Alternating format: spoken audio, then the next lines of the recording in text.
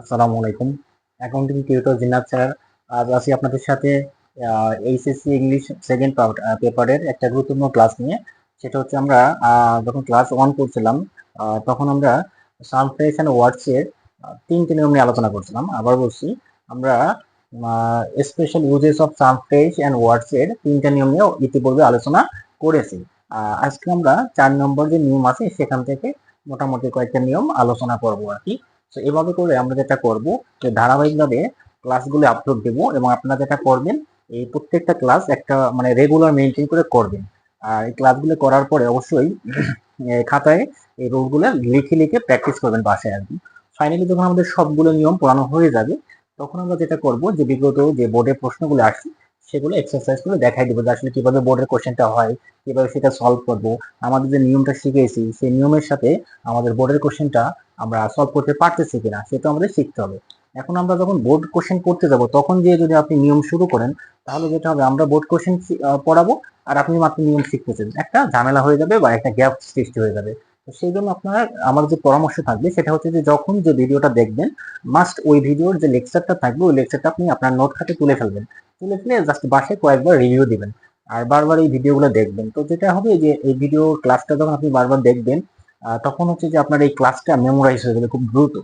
আর যদি এরপরও যদি বুঝতে অসুবিধা হয়, তাহলে যেটা করবেন, যে ক্লাস নিয়ে সমস্যা ওই ক্লাসেই একটা কমেন্ট করবেন ওখানে, যে স্যার এখানে বুঝতে পারিনি। তাহলে যেটা হবে যে পরবর্তীতে যদি কোনো একটা ভিডিও আপলোড দিই, তাহলে ওই সমস্যাটা নিয়ে ইনশাল্লাহ আলোচনা করা হবে। তো আমরা ক্লাস শুরু করতে পারি। দেখেন, আমাদের আজকে টপিকটা হচ্ছে, এভাবে আমরা লিখতে পারি।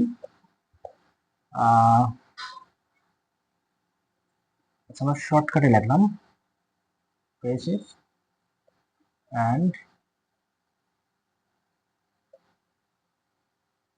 words। তো special usages of some phrase and words. তো এর আমরা অলরেডি 3টে নিয়ম নিয়ে আলোচনা করছি। আজকে আমরা যেটা করব, রুল নাম্বার 4 অর্থাৎ 4 নম্বর নিয়ম নিয়ে আলোচনা করব। আমি আগের দিনও বলছি, আজকেও বলছি, আমরা যখন নিয়মগুলো পড়াই এখানে, তখন শুধুমাত্র যে নিয়মটা নিয়ে আলোচনা করবো ওইটার হেডিংটা দেবো আর এক্সাম্পল গুলো দেবো। আর বিস্তারিত নিয়ম অবশ্যই আপনারা ফেসবুকে যে পেজটা আছে আমাদের, বা আমাদের যে প্রাইভেট গ্রুপটা আছে ক্লাস নেওয়ার, এখানে আমরা আপলোড দিয়ে দিই, বা ইউটিউবেও মাঝে মধ্যে আপলোড দেওয়া হয়। বাট সেক্ষেত্রে যেটা করবেন, আপনারা অবশ্যই এই যে ফেসবুক পেজটা আছে আমাদের, এই নামেই, সরি,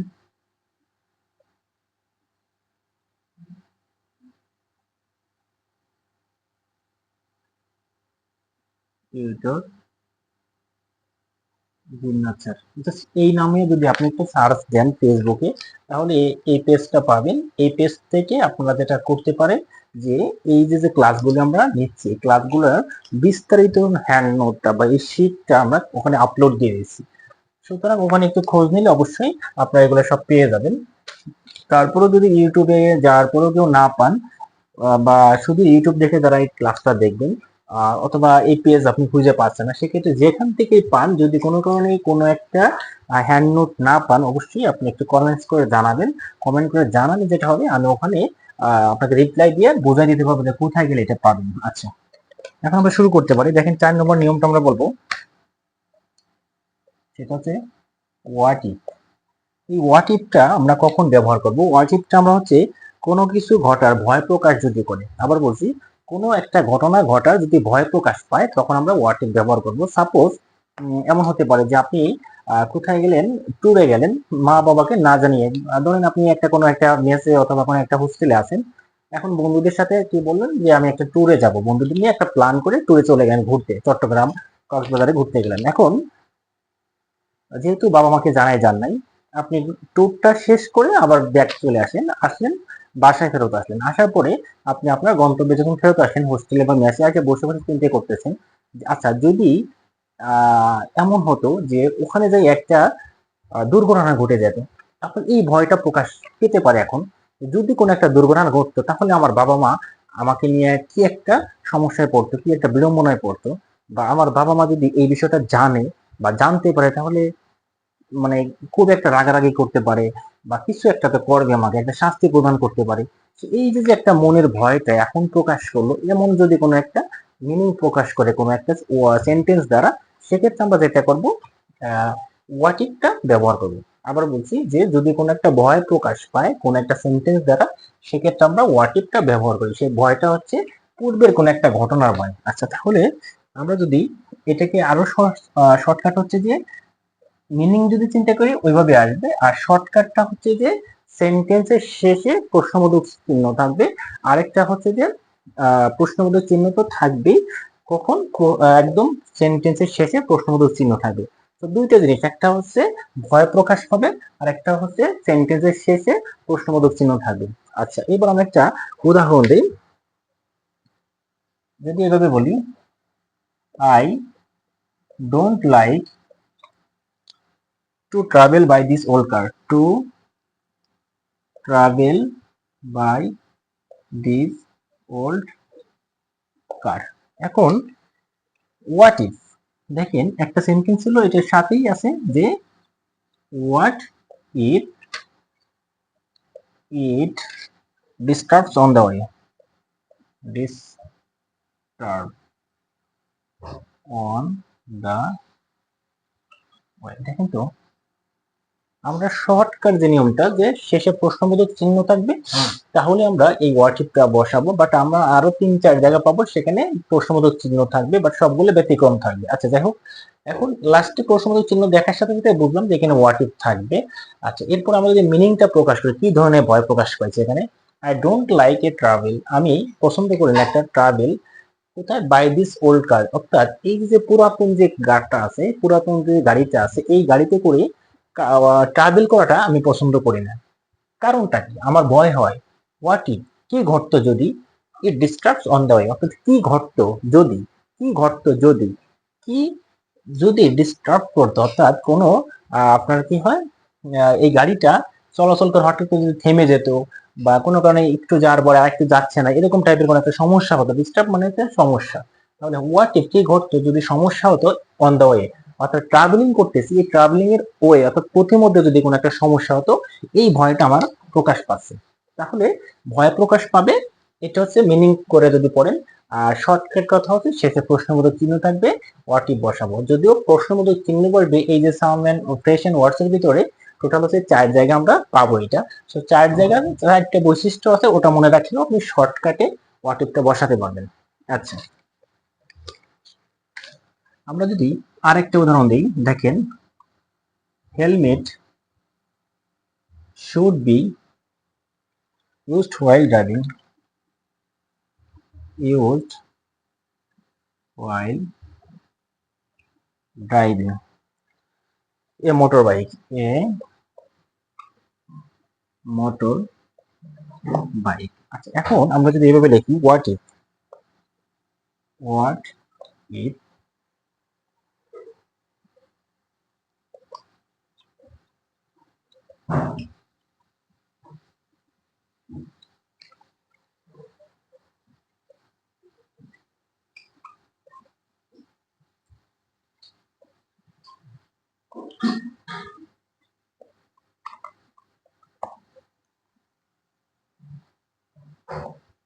দেখেন, আমি যদি বলি যে helmet should be used while driving A motor bike, একটা মোটর বাইক যখন আমরা ড্রাইভ করি অর্থাৎ গাড়িটা চালাই, তখন আমাদের অবশ্যই উচিত কি করা, হেলমেটটাকে পরিধান করা, অর্থাৎ হেলমেট মাথায় ছাড়া আমাদের বাইক চালানো উচিত নয়। আচ্ছা, এখন আমার ভয় করতেছে, হোয়াট ইফ, কি ঘটতো, you were in a bike, you were in a bike, তুমি একটা বাইকে আসো and meet a serious accident, এবং তুমি কি করছো, একটা সিরিয়াস অ্যাক্সিডেন্ট করছো।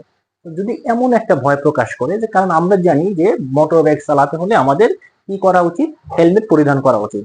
এখন কোনো কারণে দেখা গেল ওই ট্রাভেলে আমরা কি করি নাই, বা তুমি কি করো নাই, হেলমেটটা পরিধান করো নাই, বা হেলমেট মাথায় না দিয়ে গাড়ি ড্রাইভ করছো। এখন যেটা হতে হবে যে আমার একটা ভয় প্রকাশ করতে পারে যে কি ঘটতো যদি আমি ড্রাইভ করতেছি বা আমি ওই বাইকটাই ছিলাম এবং একটা সিরিয়াস অ্যাক্সিডেন্ট ঘটতো। তো এমন একটা ভয় প্রকাশ করছে, এই জন্য হোয়াট ইফ বসাইছি।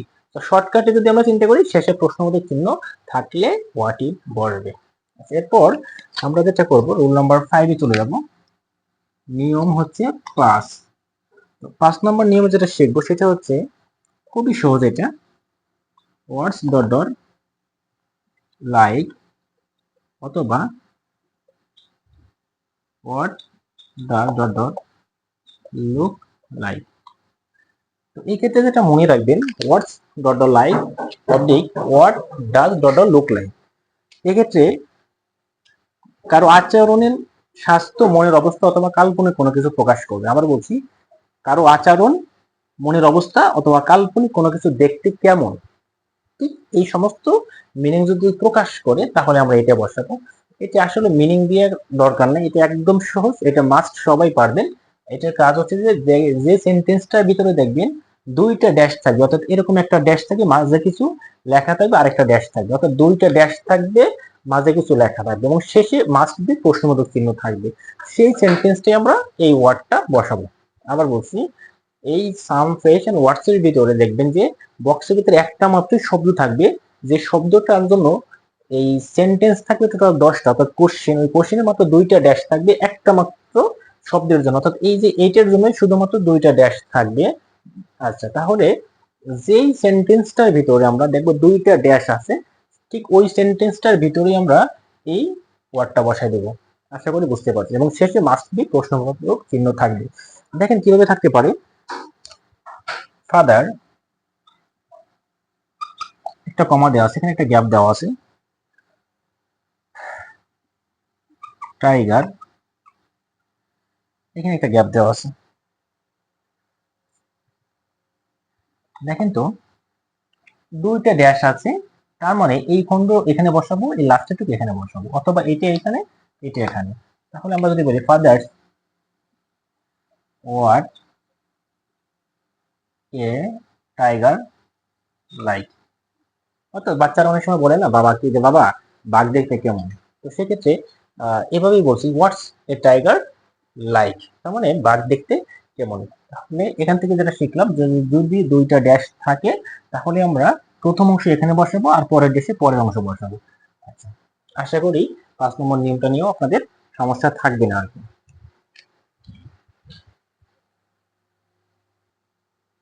তো এখন আমরা যেটা করব 6 নম্বর নিয়মে চলে যাব। তো 6 নম্বর নিয়মটা আরো সহজ, রুল নাম্বার 6, অর্থাৎ 6 নম্বর নিয়মটা আমরা এখন আলোচনা করব, সেটা হচ্ছে would you mind. Would you mind, দেখেন উড ইউ মাইন্ড কথাটার মানে হচ্ছে যে যদি তুমি কিছু মনে না করো, যদি কোনো একটা সেন্টেন্স দ্বারা এমন প্রকাশ পায় যদি তুমি কিছু মনে না করো, সেক্ষেত্রে আমরা উড ইউ মাইন্ড বসাবো। যেমন আমরা বাংলায় বলতে পারি, যদি তুমি কিছু মনে না করো আমাকে এক গ্লাস পানি দাও, যদি তুমি কিছু মনে না করো দরজাটি বন্ধ করো। তো এরকম করে যে যদি কখনো এই ধরনের মিনিং প্রকাশ করে তাহলে সেক্ষেত্রে আমরা উড ইউ মাইন্ড বসাবো। এখন একটা বিষয় হচ্ছে যে সবাই যে মিনিং পাবে এমন না, সবসময় যে আপনিও মিনিং পাবেন এমন না। সেই জন্য যেটা করবেন যে এটা শর্টকাট কথা হচ্ছে যে দেখবেন যে ড্যাশের পরে অর্থাৎ একটা শূন্যস্থান দেওয়া থাকবে, সেন্টেন্স যেটা আমরা বসাবো, ড্যাশের পরে আইনযুক্ত একটা ভার্ব থাকবে। আবার বলছি, ড্যাশের পরে আইনযুক্ত একটা ভার্ব থাকবে এবং শেষে প্রশ্নবোধক চিহ্ন থাকবে, তাহলে আমরা ওডিও মাইন্ড বসাবো। আচ্ছা, তাহলে একটা জিনিস খেয়াল করেন তো, আমরা যদি বলি যে একটা ড্যাশ দিলাম, এরপরে যদি বলি ওপেনিং দা বুক, দেখেন তো ড্যাশের পরে আইনযুক্ত ভার্ব আছে, শেষে প্রশ্নবোধক চিহ্ন আছে, তাহলে আমরা বসাবো উড ইউ মাইন্ড। আচ্ছা, আমরা যদি আরেকটা উদাহরণ দিই, একটা ড্যাশ দিলাম, giving me a glass of water. আচ্ছা, তাহলে এখানে দেখেন আমাদের ড্যাশের পরে আইনযুক্ত ভার্ব আছে, ড্যাশের পরে আইনযুক্ত ভার্ব আছে, শেষে প্রশ্নবোধক চিহ্ন আছে, তাহলে আমরা যেটা করবো এখানে উড ইউ মাইন্ড বসাই দিব। Would you mind. আশা করি এই টপিকটা নিয়েও আপনাদের খুব একটা সমস্যা হবে না, মানে উড ইউ মাইন্ড আপনারা বসাতে পারবেন ইনশাআল্লাহ। আমরা এবার 7 নম্বর নিয়মে চলে যাব।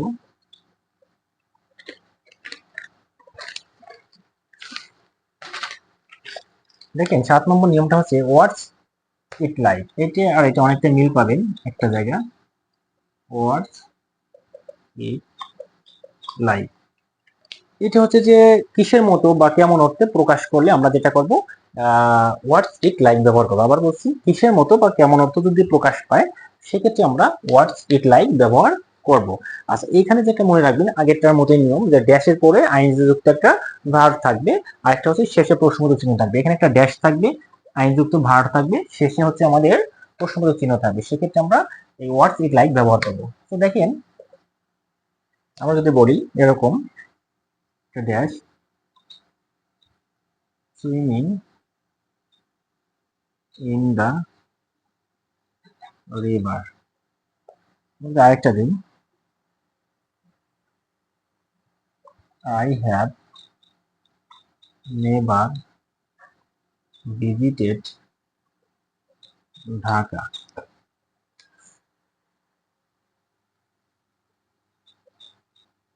ও sorry,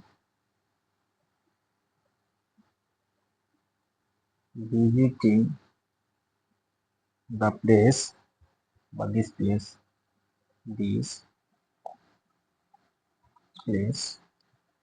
in the summer vacation, in the summer vacation। দেখেন, প্রথম সেন্টেন্সটা বলছি যে আমরা শর্টকাট যেটা শিখছিলাম, সর্বশেষে প্রশ্নবোধক চিহ্ন থাকবে, আইনযুক্ত ভার্ব থাকবে, শেষে প্রশ্নবোধক চিহ্ন থাকবে, আইনযুক্ত ভার্ব থাকবে। এখন এটার ভিতরে কিন্তু সেম জিনিস, শেষে প্রশ্নবোধক চিহ্ন এবং ড্যাশের পরে আইনযুক্ত ভার্ব, শেষে প্রশ্নবোধক চিহ্ন ড্যাশের পরে আইনযুক্ত ভার্ব। তাহলে আসলে যদি দুইটি বক্সে থাকে তখন কি করবে? আচ্ছা, যদি একটাই বক্সে থাকে তাহলে শর্টকাট নিয়ম আছে শেষে প্রশ্নবোধক চিহ্ন আইনযুক্ত ভার্ব এটা বসবে। যদি এটা থাকে বক্সের ভিতরে এটা, তাহলে শেষে প্রশ্নবোধক চিহ্ন আর হচ্ছে ড্যাশের পরে আইনযুক্ত ভার্ব, তার মানে এখানে আমরা এটা বসাবো। বাট যদি বক্সের ভিতরে এটাও আছে এটাও আছে, তখন কি করবেন?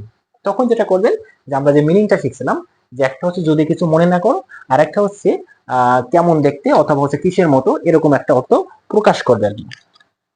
তাহলে এখানে আমরা যদি বলি swimming in the river, swimming in the river মানে হচ্ছে যে নদীতে সাঁতার কাটা। তাহলে আমরা যদি বলতে পারি যে কেমন হতো, হ্যাঁ কেমন হতো, কোথায় সাঁতার কাটলে? নদীতে সাঁতার কাটলে। আবার বলছি নদীতে সাঁতার কাটলে কেমন হতো। আচ্ছা, বাট এখানে কিন্তু এমন কিছু প্রকাশ করে না যে যদি কিছু মনে করো। আমরা যদি এখানে অডিও মাইন্ড দিই তাহলে ভুলটা কোথায়? আমরা যদি অডিও মাইন্ডটা বসি যদি কিছু মনে না করো, যদি কিছু মনে না করো সুইমিং ইন দা রিভার বা নদীতে সাঁতার কাটো, বিষয়টা হচ্ছে মিলবে না আমাদের মিনিংটা। এই জন্য যেটা করবেন, যে যখন দেখবেন দুইটাই দেওয়া থাকবে তাহলে একটু মিনিংটা মিলাবেন, তাহলে ইজিলি বসাতে পারবেন। তাহলে এখানে আমরা যেটা করবো যে হোয়াটস ইট লাইক, এখানেও হোয়াটস ইট লাইক। তো ফাইনালি আমি আবার একটু বলছি, যদি দেখেন যে শুধু এটা আছে বক্সে, তাহলে শর্টকাট কথা যেটা, যে ড্যাশের পরে আইনযুক্ত ভার্ব, শেষে প্রশ্নবোধক চিহ্ন আছে, সুতরাং মাস্ট বি এটাই বলবে। আচ্ছা, যদি দেখেন যে বক্সে শুধু এইটাই আছে, সেক্ষেত্রেও একই নিয়ম, শেষে প্রশ্নবোধক চিহ্ন আর ড্যাশের পরে আইনযুক্ত ভার্ব আছে, এটা বসাই দেবেন, শেষ। আচ্ছা, যদি দেখেন প্রশ্নের ভিতরে এটাও আছে এটাও আছে, তখন মিনিং প্রকাশ করবেন, যে উড ইউ মাইন্ড মানে যদি কিছু মনে না করে, এমন একটা অর্থ প্রকাশ করে, তাহলে এটা বসাবেন। আর যদি কি কেমন হতো, কেমন দেখতে, জাস্ট এরকম কোনো কিছু একটা ভাব প্রকাশ করে, সেক্ষেত্রে আমরা এটা বসাবো। আশা করি আপনাদের এই টপিকটা নিয়েও খুব একটা সমস্যা থাকবে না।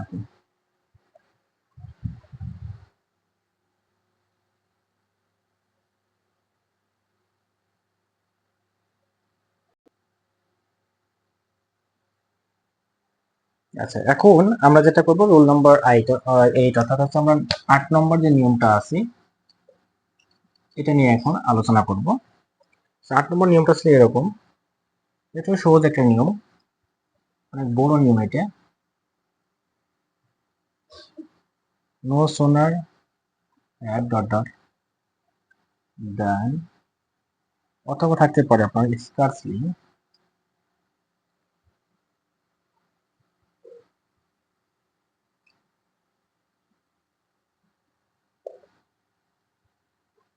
when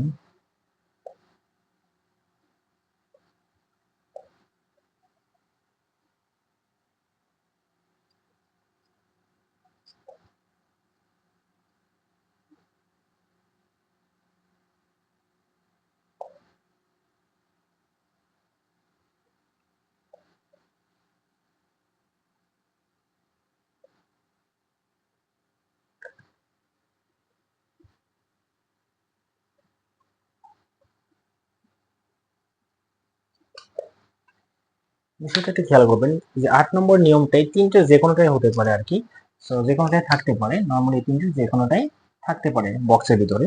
তো আমাদের যেটা করতে হবে, no sooner had dot dot then, scarcely had dot dot when, hardly had dot dot then, এই তিনটের কোনো একটা যদি বক্সে থাকে সেক্ষেত্রে মিনিংটা এরকম প্রকাশ করতে পারে, যেতে না যেতে, খেতে না খেতে, পৌঁছাইতে না পৌঁছাইতে, এরকম শুরু করতে না করতে, হ্যাঁ, এরকম যে কোনো একটা মিনিং প্রকাশ করবে। সেক্ষেত্রে আমাদের এই তিনটের যে কোনো একটা বক্সে থাকবে, আমরা সেটা বসাবো আর কি। আচ্ছা, তাহলে একটা উদাহরণ দেওয়া যাক। সাপোজ এখানে একটা বক্স আছে, বক্সের উপরে দেওয়া আছে I gone out, I gone out, এরপর আবার একটা বক্স দেওয়া আছে, দেখেন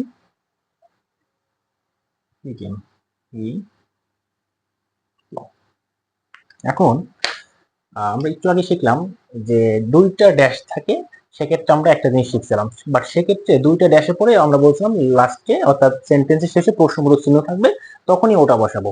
বাট এক্ষেত্রেও কিন্তু দুইটা ড্যাশ থাকবে, বাট শেষে প্রশ্নবোধক চিহ্ন থাকবে না, এই জন্য দুইটার সাথে মিক্স করবেন না, একদম ইজিলি মনে রাখবেন আপনি। আচ্ছা, এবার আমরা বলছিলাম যে এইরকম কোন একটা মিনিং প্রকাশ করবে, তাহলে আমাদের এই তিনটা যে কোনো একটা বক্সে থাকবে, একটা আমরা বসাবো। এখন দেখেন এখানে একটা বক্স দেওয়া আছে, I gone out, I gone out. আচ্ছা, যদি দুই জায়গায় ড্যাশ দেওয়া থাকে তাহলে আমরা এখান থেকে কোনো একটা বসাবো। নর্মালি দুই জায়গায় ড্যাশ দেওয়া থাকবে না আর কি, ড্যাশ দেওয়া থাকবে এক জায়গা আর কি, এইখানে ড্যানটা দিয়ে দেওয়া থাকবে অথবা হয় কিছু একটা দেওয়া থাকবে আর কি। আচ্ছা, বেশিরভাগ সময় দেওয়া থাকবে। যদি দুই জায়গা দেওয়া থাকে আপনারা যেটা দেওয়া থাকে এটা বসাইতে পারবেন ইজিলি আর কি তখন। আচ্ছা, যাই হোক, I gone out then he come, I gone out মানে হচ্ছে যে আমি বের হয়ে গেছি বা বের হয়ে গেছিলাম, দেন তখন হি কেম এসেছিল আর কি। তাহলে আমরা এইখানেও দেন আছে, এখানেও দেন আছে, এইটাও বসাইতে পারি, এইটাও বসাইতে পারি। কারণ আমরা কোনটা বসাই, আমরা নো সোনারটা বসাই, কারণ এখানে হচ্ছে যেহেতু যেতে না যেতে কথা বলতেছি, নো সোনার হ্যাড, তাহলে no sooner had I gone out, আমি যেতে না যেতে মানে কোথায় যেতে না যেতে, বাহিরে যেতে না যেতে, দেন হি কেম সে চলে এসেছিল। আচ্ছা, আর এখানে একটা গ্রামারের ব্যাপার আছে, সেটা হচ্ছে যে দেখবেন এই আগের অংশটা হচ্ছে পাস্ট পারফেক্ট কন্ডিশনাল আর কি, অর্থাৎ পাস্ট পারফেক্ট টেন্স, এভাবে চিন্তা করেন, এটা একটা পাস্ট পারফেক্ট টেন্স এই অংশটা, আর পরের অংশটা পাস্ট ইনডিফিনিট টেন্স, এভাবে করে চিন্তা করলেও খুব দ্রুত মিলাইতে পারবেন। আচ্ছা, আরেকটা উদাহরণ আমরা যদি দিই, এই রিচড দ্য কলেজ,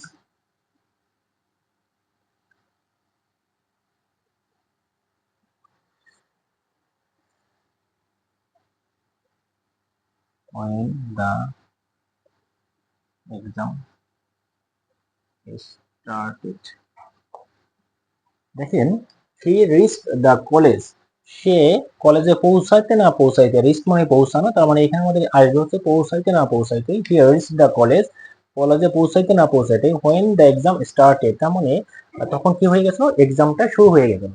আচ্ছা, এখানে দেখেন এই অংশটা আমাদের আমরা আগেই বলছিলাম যে যখন দেন থাকবে, হোয়েন, হোয়েন থাকে কোনটাই ডেটের সাথে, তাহলে এখানে যদি স্কার্সলি,